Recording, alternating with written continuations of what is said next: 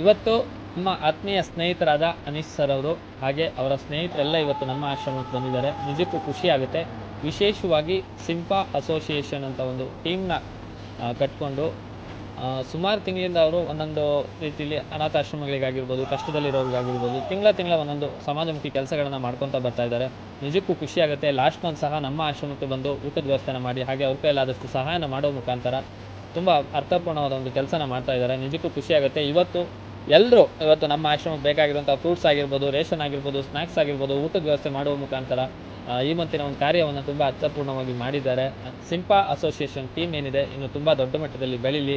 ಹಾಗೆ ಇಲ್ಲಿರುವಂತಹ ಪ್ರತಿಯೊಬ್ಬರಿಗೂ ಹಾಗೆ ಅವ್ರ ಕುಟುಂಬದವರೆಲ್ಲರಿಗೂ ದೇವರು ಆಯುಸ್ಸು, ಆರೋಗ್ಯ, ಸುಖ, ಶಾಂತಿ, ನೆಮ್ಮದಿ ಎಲ್ಲವನ್ನು ಕೊಟ್ಟು ಕಾಪಾಡಲಿ. ಹಾಗೆ ನಮ್ಮ ಆಶ್ರಮದಲ್ಲಿರುವ ಎಲ್ಲ ದೇವರ ಮಕ್ಕಳ ಆಶೀರ್ವಾದ ಅವರಿಗೆ ಸಿಗಲಿ ಅಂತ ಕೇಳ್ಕೊಳ್ತೀನಿ. ಹಾಗೆ ಒಂದು ಜೋರಾದ ಒಂದು ಕ್ಲಾಸ್ ಮುಖಾಂತರ ಅವರಿಗೆ ಧನ್ಯವಾದ.